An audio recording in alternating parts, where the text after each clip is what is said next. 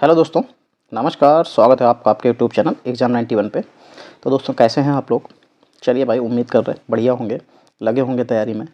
तो दोस्तों देखो, जैसा कि प्रैक्टिस सेट तो चल ही रहा है हिंदी का, तो आज हम लोग प्रैक्टिस सेट फिर से एक नया लेके आए हैं। और नया प्रैक्टिस सेट नए तरीके का है, नए चीज़ें हैं, बिल्कुल सब कुछ नया है। लेवल भी अच्छा मिलेगा, सब कुछ है। चलिए, तो यहाँ पे देखते हैं 76 से लेके 80 तक नीचे कुछ बात पद्यांश दिया है। गद्यांश भी नहीं, आज पद्यांश है। इसको पढ़ना और नीचे प्रश्नों के उत्तर देने हैं। देखो, जब भी कभी गद्यांश होता है तो गद्यांश कहानी टाइप की होती है, तो उसको ढूंढना आसान होता है। पद्यांश में एक कहानी नहीं मिलती, कविता मिलती है। कविता की वजह से क्या होता है कि कई बार हमको चीज़ें समझ में नहीं आती हैं। ठीक है, तो इस वजह से क्या होता है, जो कविता वाली चीज़ें होती हैं वो थोड़ी सी मुश्किल हो जाती हैं। तो वही देखेंगे। मैंने देखा एक बड़ा बरगद का पेड़ खड़ा है, उसके नीचे कुछ छोटे छोटे पौधे असंतुष्ट और रुष्ट देखकर मुझको यूं बोले, हम भी कितना बदकिस्मत हैं, जो खतरों का नहीं सामना करते, वो कैसे ऊपर को उठ सकते हैं। इसी बड़े की छाया ने ही हमको बौना बना रखा है, हम बड़े दुखी हैं। ठीक है, अब देखो इतनी सी चार जो 7-8 लाइन है, ये कविता है एक तरीके की, और इसमें ही अब आपको क्वेश्चंस के आंसर देने। तो कई बार इनके अर्थ समझना और ये सारी चीज़ें थोड़े से मुश्किल बनाती हैं। चलिए, तो वही देखेंगे। काव्यांश का उचित शीर्षक क्या है? बरगद का पेड़, बौने पौधे, संघर्ष का जीवन जीना, अपने आप चुनौतियां स्वीकारना। नहीं, इसमें बौने पौधे हो जाएगा, क्योंकि यहाँ पे जो बात चल रही थी वो बरगद के पेड़ के नीचे जो छोटे वो कह रहे थे कि हमने कभी कोई संघर्ष ही नहीं किया, तो इस तरीके से वो बौने रह गए। ठीक है, तो ये बिल्कुल यहाँ पे बिल्कुल सही शब्द बन जाएगा इसका, और सही अर्थ भी यही है। 77 नंबर देखेंगे। काव्यांश में बरगद का पेड़ किसका प्रतीक है? अब बरगद का पेड़ किसका? दीर्घायु वृक्ष का, शुभ चिंतक, बड़ा बुजुर्ग, पुरानी परंपरा का। देखो, ये चाहे काव्यांश का देख लीजिए या चाहे जैसे भी, बरगद का पेड़ हमेशा दीर्घायु वृक्ष का होता है, क्योंकि बरगद के पेड़ की जो लाइफ है वो बहुत ज़्यादा होती है। ठीक है, चलिए 78 नंबर देखेंगे। छोटे छोटे पौधे क्या चाहते हैं? संघर्ष का जीवन जीना, स्वतंत्र जीवन जीना, अपनी चुनौतियां स्वयं स्वीकार करना, बरगद की जगह लेना। तो छोटे छोटे पौधे चाहते थे कि वो अपनी जो चुनौतियां हैं वो स्वयं स्वीकार करें, तो वो ऊपर की ओर उठेंगे, वरना तो वो नीचे की तरफ देख ही रहे हैं।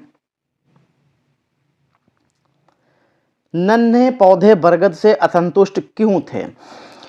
वे बरगद को खतरनाक मानते थे, बरगद को अन्यायी मानते थे, वे बरगद की छाया को अपने विकास में बाधक मानते थे, वे बरगद को अपना दुश्मन मानते थे। नहीं, वो अपने जो, क्योंकि उनको लगता था कि वो उनकी छाया में है, तो इसलिए बढ़ नहीं पा रहे हैं, बड़े नहीं हो पा रहे हैं, तो वो इसलिए उसको अपना उससे असंतुष्ट थे।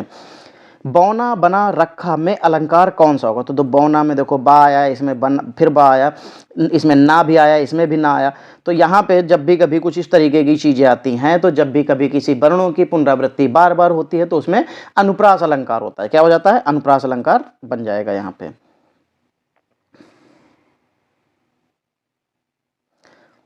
कान पकड़ना का अर्थ होगा, जो कान पकड़ना है इसका क्या अर्थ होगा? तो प्रतिज्ञा करना, गलती मानना, निंदा करना या शिकायत करना। कान पकड़ना मतलब एक तरीके की प्रतिज्ञा करना होता है। ठीक है, ये कहावत है, ये एक तरीके का वो कह सकते हैं कि एक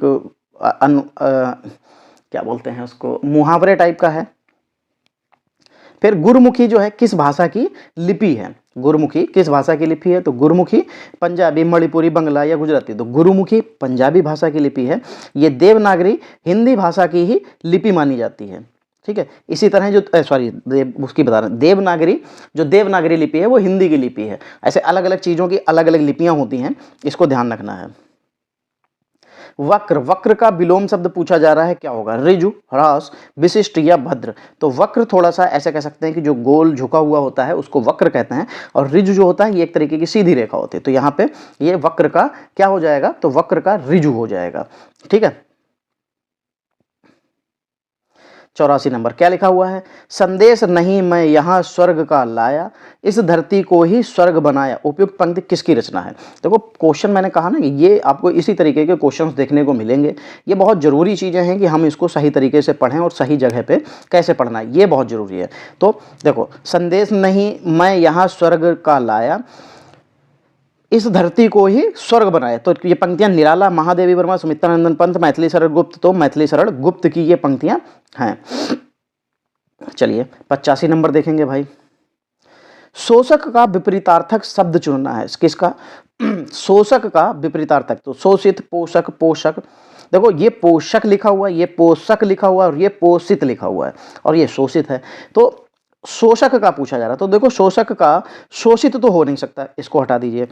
फिर ये वाला सातों बनता नहीं है, तो इसको हटा दीजिए। ये दो तो आपके ऐसे ही हट गए। अब आते हैं पोषक और पोषित। तो पोषित नहीं होता है, पोषक होना चाहिए। क्या होना चाहिए? पोषक होना चाहिए, कि शोषक का पोषक हो जाएगा। यही इसका विपरीतार्थक बिल्कुल सही हो जाएगा। 86 नंबर देखेंगे। जो पुरुष कविता की रचना करता है कहलाता है कवि, कवित्री, रचनाकार या इनमें से कोई नहीं। तो जो पुरुष, पुरुष की बात आ गई तो कवि, अगर महिला होती, ठीक है, तो महिला होती तो कवित्री हो जाती है, सॉरी। तो जो अगर पुरुष कविता लिखता है तो कवि, अगर महिला कविता लिखती है तो कवित्री, ठीक।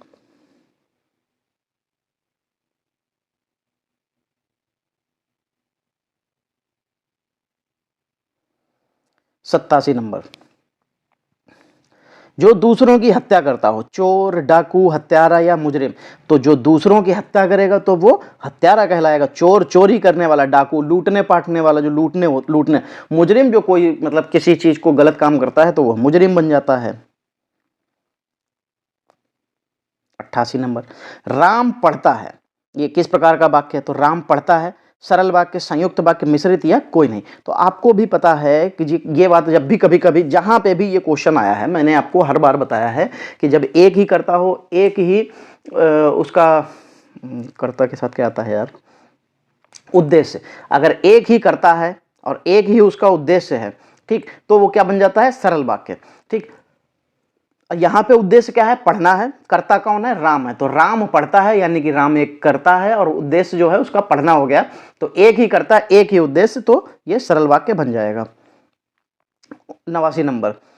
हिंदी के प्रचार में आज भी बड़े बड़े संकट हैं। इस वाक्य में शुद्ध करना है। तो ये शुद्ध मतलब यहां से लेके यहां तक कुछ गलती है, उसको हमको सुधारना है। चलो भाई, कि हिंदी के प्रचार में आज भी बड़े बड़े संकट हैं। पढ़ने में ऐसा लगता है कि यार ये तो बिल्कुल सही है। क्यों? क्योंकि हमें लग रहा है, क्योंकि ये हम बोल रहे हैं तो ऐसा लगेगा ये तो यार बिल्कुल सही है, इसमें कोई भी गलती नहीं है। लेकिन दोस्त ऐसा नहीं है। यहाँ पे अगर गलती ढूंढेंगे तो क्या मिल जाएगी? हिंदी के प्रचार प्रसार में आज, मतलब हिंदी के प्रचार प्रसार में आज भी बड़ी बड़ी बाधाएं हैं। तो ये हो जाना चाहिए। तो बड़ी बड़ी संकट हैं, नहीं बड़े बड़े बाधाएं हैं, नहीं बड़ी बड़ी बाधाएं हैं, बिल्कुल।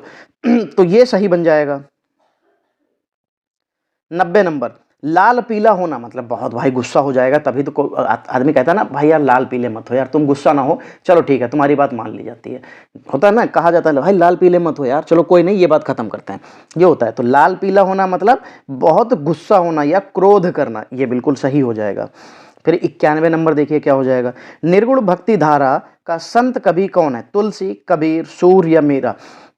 निर्गुण भक्ति धारा का पूछा जा रहा है, तो निर्गुण भक्ति धारा के अगर पूछा जाएगा तो संत कौन हो जाएंगे? तो तुलसीदास हो जाएंगे। नहीं, कबीर होने चाहिए, कबीर हो जाएंगे। हाँ, निर्गुण भक्ति धारा की बात कर रहा था ना, तो हाँ कबीर हो जाएंगे। तुलसी, सूर और मीरा जो है वो सगुण भक्ति धारा के हैं, ठीक है। तो निर्गुण और सगुण ये दोनों चीजें अलग अलग हैं। निर्गुण के कबीर हैं, तुलसी, सूर और मीरा ये निर्गुण सगुण भक्ति धारा के ये संबंधित हो जाएंगे। चलिए भाई आगे बढ़ेंगे। 92 नंबर देखेंगे। मैं का बहुवचन बताना है। तो मैं मतलब अकेला व्यक्ति, और अगर हमारे साथ में कोई और ज़्यादा लोग हो जाएंगे तो हम लोग क्या कहेंगे? इतने बार मैंने उस शब्द को बोल दिया है अभी तक कि आपको यहीं से पता चल जाता। तो मैं के लिए मुझे, ये भी सिंगल, हमें, हमको या हम। तो मैं के लिए हम, हमें नहीं होगा, हम होगा। क्या होगा? हम। फिर 93 नंबर। उज्ज्वल का सही संधि विच्छेद क्या होगा? किसका? उज्ज्वल का। तो देखो ये संधि विच्छेद जो है ये आपका बढ़ जाएगा जाके विसर्ग संधि, सॉरी स्वर व्यंजन, व्यंजन संधि का उदाहरण बन जाएगा। इसमें ता का नियम लगेगा, ठीक है। जो आधा ता है वो आधे जा में परिवर्तित हो जाएगा, और ये तुरंत क्या बन जाएगा? ये उत प्लस ज्वल बन जाएगा। क्या बन जाएगा? 93 नंबर में उत प्लस ज्वल बन जाएगा, तो उज्ज्वल हो जाएगा। तो जो ये वाला जो आधा ता है, ये वाला आधा ता आधे ता में परिवर्तित हो जाएगा।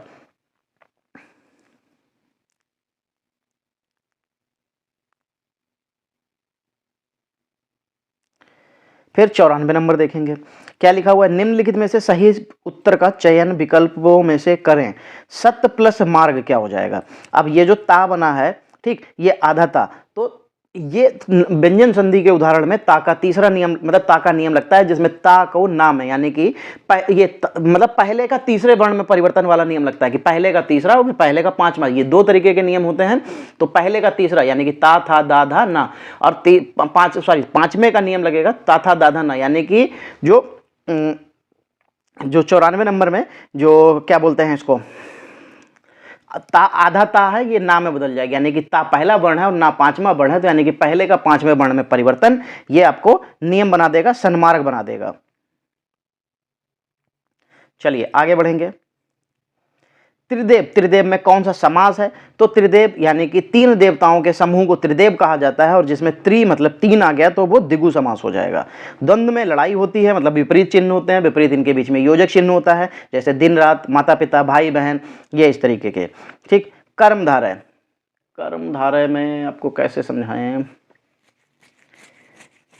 बहुब्री में तो तीसरे, इसमें शायद कर्मधारय में द्वितीय पद जो होता है, द्वितीय पद वो प्रधान होता है, और बहुब्री में तो तीसरे पद की तरफ चले जाते हैं।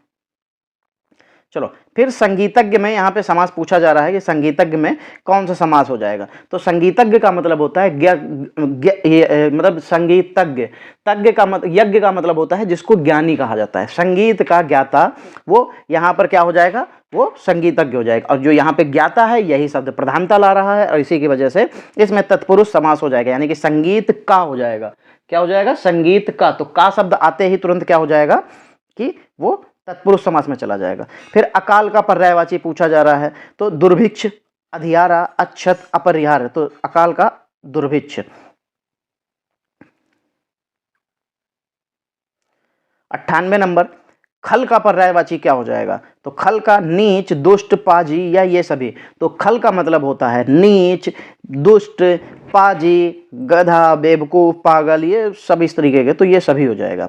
99 नंबर, फिर लिखा हुआ इनमें से कौन सा शब्द विलोम आगम का होगा? अच्छा, आगम का विलोम शब्द पूछा जा रहा है, तो दुर्गम, सुगम, दुर्जय, अजय, तो सुगम हो जाएगा। आगम का बहुत थोड़ा कठिन होता है, सुगम का मतलब सरल मार्ग हो जाएगा। 100 नंबर देखेंगे, अवनि का विलोम शब्द क्या हो जाएगा? पृथ्वी, जल, अंबर और पाताल। तो अवनि का मतलब पृथ्वी होता है और अंबर उसका आकाश हो जाएगा। ठीक है, चलिए तो देखिए जो 25 क्वेश्चंस थे, कोशिश तो थी कि आपको एक लेवल मैच करा पाए, इसमें वो सारे क्वेश्चंस पूछे गए, जिसमें अलंकार भी था, समास भी थे, संधियां भी थी, और मतलब कुछ बढ़िया बढ़िया क्वेश्चन और भी आए थे, विलोम शब्द भी बढ़िया आए हैं। तो इसीलिए आपको यहाँ पे जो भी क्वेश्चंस, कोशिश तो यही थी कि आपको सारे के सारे क्वेश्चंस प्रोवाइड अच्छे करा जा पाए, जिसमें लेवल आपको मैच हो। चलिए आज की क्लास यहीं तक रखेंगे, मिलेंगे अगली क्लास में, तब तक के लिए जय हिंद दोस्तों।